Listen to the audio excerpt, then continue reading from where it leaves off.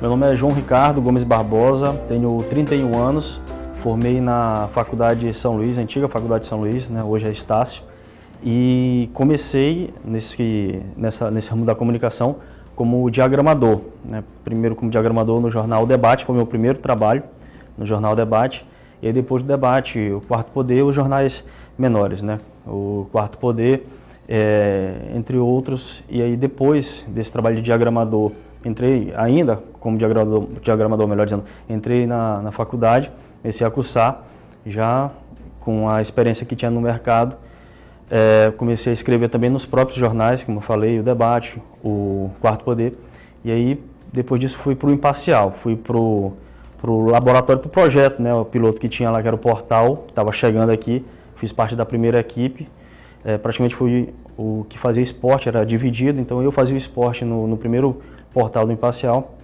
e depois disso fui para o jornal, depois do Imparcial, e depois do Imparcial para Mirante, onde eu estou hoje. Aí hoje eu sou da Rádio Mirante AM, faço esporte e jornalismo, e também sou do Portal G1 e Globo Esporte. Comecei no Globo Esporte, mas hoje também estou no G1, e às vezes a gente também faz alguma participação na TV, chamadas de esporte principalmente. Paixão pelo esporte é natural, né? Poucas pessoas não têm essa paixão pelo futebol, falando mais de forma específica pelo futebol. Por outros esportes também sempre tem interesse, melhor dizendo. Mas pelo futebol é quase que natural, ainda mais no país que a gente vive, né? De berço você já é colocado lá, já vem sugestão do pai, de todo mundo, para primeiro escolher um time. E aí, desde criança, acredito que o meu interesse pelo futebol e já casando com o jornalismo esportivo foi porque desde criança eu escutava muito rádio AM, muito por conta do meu pai e dos meus avós. Então desde criança escutando rádio, e não só esporte, mas toda a programação. Só que no rádio AM o esporte é muito forte, né? O futebol, transmissões e tudo mais. E eu cresci com aquilo. E meu pai, ele por muito pouco não foi, né, integrante da crônica esportiva. E já tinha essas referências, e desde criança, aquela história parece até clichê, mas desde criança eu já narrava jogo de botão meu e do meu irmão. Brincadeira, a gente jogando videogame, era eu que narrava. Então isso era brincadeira, de forma despretensiosa. Eu tinha o quê? 10 anos, eu lembro disso, 10 até os 13 anos, sempre nessa brincadeira. Escrevendo também, a gente brincava e eu fazia o jornal, o resumão do dia, do que a gente fazia. Era uma forma despretensiosa, mas no fim das contas era uma espécie de treino. Aí quando cheguei no mercado, como falei, como diagramador, tive contato com uma redação e ali não tive muita dúvida não, sabia o que eu queria. E aliou, né, o conhecimento e o prazer pelo esporte, pelo futebol, com o interesse de participar do esporte e do futebol na área da comunicação. É interessante porque sempre tem preconceito nessa questão do esporte, por mais que todo mundo goste, às vezes até quem não gosta é envolvido. Por exemplo, tem um grande jogo, né, um Moto Sampaio, por exemplo, aqui em São Luís, uma partida que vale por um campeonato brasileiro, às vezes o final de campeonato maranhense, da casa cheia, e até quem não gosta acaba sendo envolvido por aquele clima. Então é uma coisa que todo mundo acaba se interessando, movimenta a economia e tudo mais. Só que na redação, isso eu posso falar, quando tem a necessidade de cortar algumas páginas, a do esporte é uma das primeiras que vai, entendeu? Então, isso aí você percebe que não chega a ser prioridade. E é interessante, porque não é prioridade, mas hoje eu posso falar por várias editorias, não vou dizer todas, mas porque, né, tenho experiência em várias, mas o esporte, ele tem que ser a base, o berço de muita gente na redação. Por mais que a pessoa não goste de esporte, de futebol, é bom que ela seja colocada para trabalhar um pouco, porque lá ela aprende muito. Lembro muito bem quando eu cobri no Imparcial ainda a investigação que o Ministério Público e a Polícia Civil fizeram contra o Alberto Ferreira, ex-presidente da Federação, eu trabalhando nesse tipo de assunto, futebol, né, no caso bastidores, mas lá eu tive uma experiência enorme com muita coisa, e lá que eu comecei a ter noção e também trabalhar na área da polícia, ter noção também um pouco de política. Então no esporte a pessoa ela tem noção de tudo, né, da área científica, a questão da saúde, você tem contato com fisioterapeutas, com médicos, você faz a parte do lazer, do entretenimento, que é o básico do futebol, enfim, você fala de economia, que é o dinheiro que é movimentado pelos clubes, pelo comércio formal e informal. é uma gama de informações que a gente tira do caderno de esportes. A possibilidade de ser flexível, né? Se bem que hoje muitos cadernos, né, falo caderno ainda no sentido do impresso, mas muitas editorias elas já começam a trabalhar o texto mais próximo ao que o esportivo faz, que é aquele texto mais leve. A gente vê que algumas editorias, e aí não levando para o escárnio não, falando um texto sério mesmo, mas mesmo sendo texto sério, algumas editorias já começam, ainda não é comum, mas já começam a flexibilizar mais, né, essa forma de passar a informação. Uma coisa mais leve, às vezes uma gíria não tão pesada, mas uma forma mais coloquial de você apresentar uma informação. No esporte isso aí é tranquilo, né? Ainda mais em crônica. Notícias, um exemplo grande e interessante, na verdade, que a gente teve aqui no Brasil há alguns anos foi a mudança do estilo do Globo Esporte na TV. No caso a Rede Globo impôs, começou com um teste no Fantástico,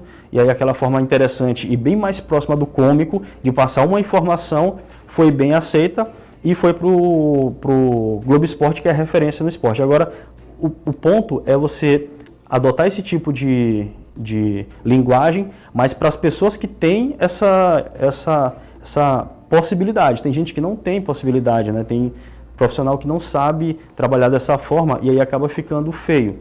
Mas eu acho que o grande lance, a grande diferença é essa, a possibilidade de tu conversar de forma mais próxima mesmo, né? Sem aqueles termos mais técnicos, por mais que tenha, mas tu consegue explicar e chegar mais próximo do leitor.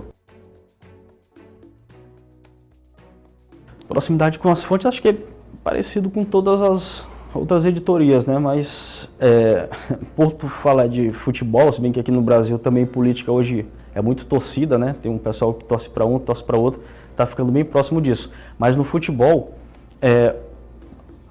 dificilmente quem trabalha com futebol não tem um clube. Tem aqueles que optam por dizer que não torcem para nenhum para evitar problemas com torcida. E eu, por exemplo, eu sou do contrário. Eu digo que eu torço, mas há uma diferença entre teus deveres e teus direitos. O meu direito é torcer, o meu dever é informar sobre todos, né? Torço para o motoclube, mas eu não tenho o direito de torcer para o moto no ar, quando eu estou trabalhando. Então, esse contato com a fonte eu tenho mais próximo com aqueles que eu cubro e também aqueles que, vamos dizer assim, mais me interessam como pessoa. Mas a gente acaba tendo, não vou dizer, pelo menos eu vou falar por mim, né? Eu não tenho bloqueio nenhum em ter um contato mais próximo com fontes por exemplo, do Sampaio, do Maranhão, falando de forma bem específica do futebol. Contato com as fontes no nosso caso aqui no Maranhão, não tem muita barreira não, a gente consegue ter uma relação mais tranquila. Tem gente até que, muita gente deve estar acompanhando agora, depois de jogo, principalmente em final de partida, diz que o jogador ele responde sempre as mesmas coisas, né? O problema é que a gente pergunta sempre as mesmas coisas também. A pergunta é a mesma, por isso que a resposta já tem padrão.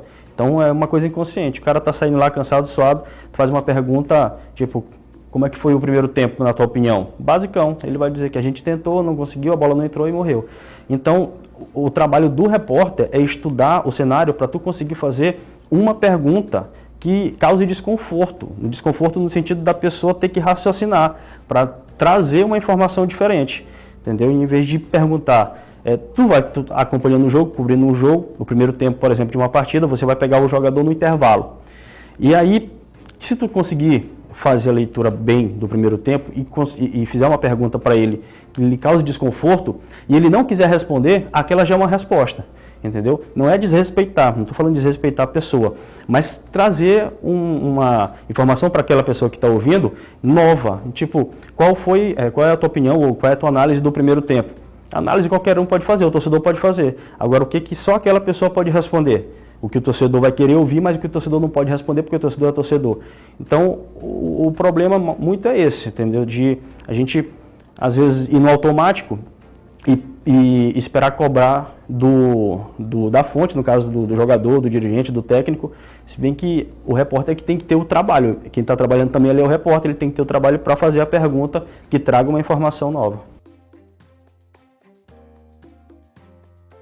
Desafios são vários, muitos. Acho que em todo eu li quando eu estudava ainda, fazia faculdade, eu li o Jornalismo Esportivo, é uma obra de PVC, né, o Paulo Vinícius Coelho, e aí, lendo isso faz tempo, né, deve ter mudado muita coisa, mas quando eu li nesse jornal, nesse livro, informações sobre o mercado que ele colocou lá, inclusive o salário base que entrava um repórter, aí eu pensei, pô, tá certo que o eixo lá do sul, sudeste, é onde movimenta mais dinheiro, tem um mercado mais aquecido, mas tem coisas que são bem parecidas, inclusive isso, as dificuldades financeiras também.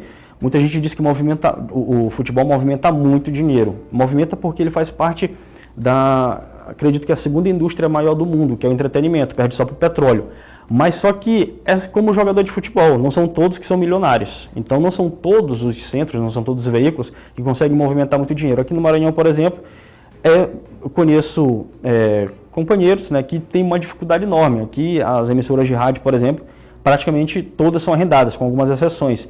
E o arrendamento significa o chefe de equipe ter que conseguir dinheiro com os patrocinadores. Esse chefe de equipe costuma ser um integrante da equipe, como narrador, como comentarista, como repórter.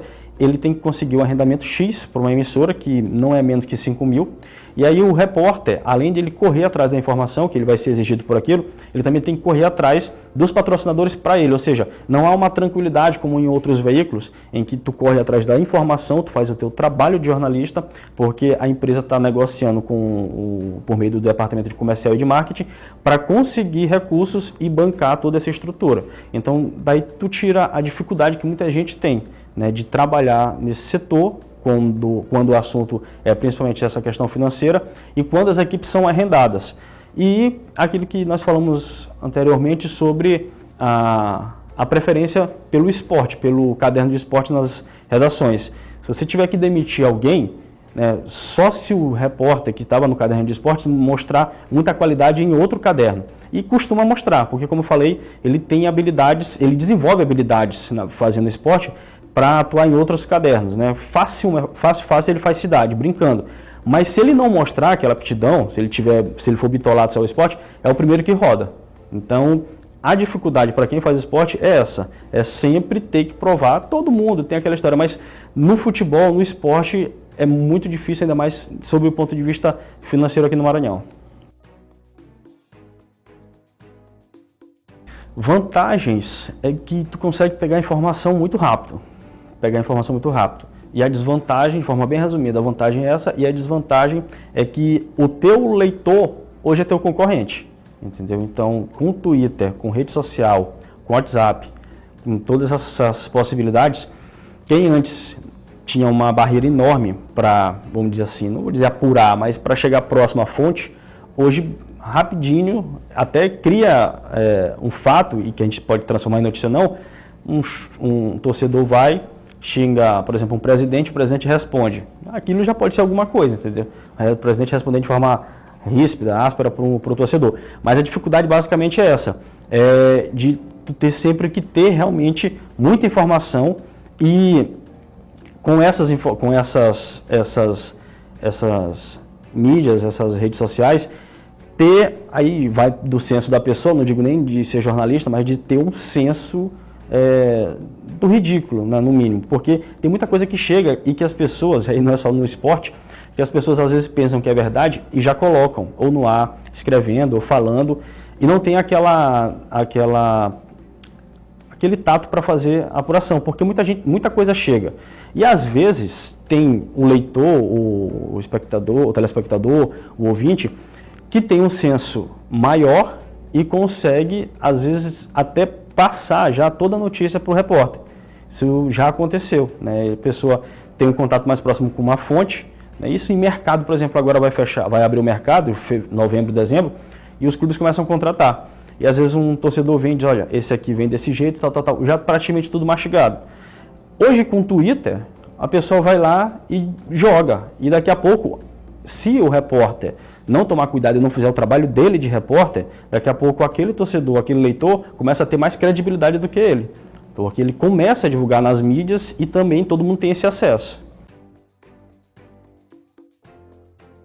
Na verdade, muda muito minha rotina, né? Hoje a gente está em setembro, De manhã, pela manhã eu estou no G1, estou entrando 5 horas, mas até amanhã, quarta-feira, entro, para ter ideia como muda muito, entro 5 horas e vou até meio-dia, editando o G1. No G1 eu faço, no caso, eu edito o Bom Dia, o jornal que vai logo cedo pela manhã. Os vídeos que vocês acompanham depois no G1, a gente edita, quem entra nesse horário de 5 horas, a partir de quinta-feira já vai ser outra pessoa, eu já mudo de horário. E aí, durante esse período das 5 da manhã ao meio-dia, além do G1, pauta também de esporte. No meu caso, cubro mais o moto, o Afonso Diniz cobre o Sampaio. O que a gente faz na rádio, a gente aproveita para fazer no portal, que fica mais fácil. Todo o material que eu pego para a rádio, eu já coloco no portal. E assim a gente faz. Agora à tarde, eu já volto. Quando o moto treina, não está mais treinando, né? As atividades só voltam no próximo ano para o moto. Quando o moto treina, a gente acompanha, o treino costuma ser à tarde, e aí saio para o jornalismo para fazer pauta normal de jornalismo, polícia, cidade e tudo mais, e coloco o moto na pauta, para cobrir o moto dia a dia. Quando vou ao CT, principalmente academia eu não faço muito, mas quando vou ao CT, acompanhar treino técnico, treino tático, já faço material para o portal e para a rádio. Faço vídeo, foto, áudio, tudo no celular. E aquilo ali, da redação, se tem, por exemplo, quinta-feira que é o Coletivo Pronto, eu cubro moto, e aí quem fica na redação recebe por meio do grupo do WhatsApp todas as informações. Recebe uma foto do treino, recebe uma sonora do técnico ou de um jogador, que a gente faz lá na coletiva antes do jogo, e recebe minhas informações. Olha, o time é esse aqui não vai, aquele vai, por isso, por outro. Então já está tudo pronto. Às vezes até a gente escreve o texto no WhatsApp e manda para a redação, e lá, porque quando está muito na correria, a pessoa que está na redação só copia o nosso texto já pronto e joga, bota assinatura e tudo mais. Quando não dá, a gente bota as informações e que está na redação estrutura o texto. Então é muito assim, é uma das facilidades, né, da tecnologia. E uma das dificuldades é porque lá no CT tem muito torcedor. Se eu não for, por exemplo, o torcedor vai dar a notícia. Até hoje, entre tantas coisas, né, o que minha mãe perguntou. Quando eu mudei, fiz acho que um ano de administração aqui no Selma, e aí eu não estava afim. Né? E aí foi quando teve a oportunidade, que eu falei aqui no começo, de conhecer a redação e tal, e fui fazer jornalismo. E aí ela perguntou, né, se era isso mesmo que eu queria, ela estava mudando de curso, foi a única vez que eu mudei, estava mudando de curso, se era isso mesmo que eu queria. E eu falei, rapaz, mãe, eu acho que no segundo período eu já estou trabalhando só com isso, porque eu tinha convicção, eu sabia o que eu queria, entendeu? O problema no jornalismo, no curso e em outros cursos, às vezes é que a pessoa ela entra experimentando. E aí é um grande problema. É uma felicidade enorme quando a pessoa experimenta e se acha. Agora o problema é quando ela experimenta e não se acha. O meu exemplo, eu tive 2. Administração, aprendi muita coisa, até me serviu depois, cobrindo algumas áreas. Em pouco tempo, mas deu para aprender. E o jornalismo, porque, como eu disse, desde criança eu já brincava, era uma coisa que estava inerente e tudo mais, então eu já sabia. Então, o que eu posso passar para quem está começando é que você tenha convicção. Se você realmente quer essa área, você vai, dificuldades não vão faltar, porque, como eu falei, tenho minha família, tenho minha filha, e às vezes, por assumir essas responsabilidades no trabalho, que eu fui chamado, né, hoje eu trabalho no jornalismo no portal, no jornalismo na rádio e no esporte na rádio.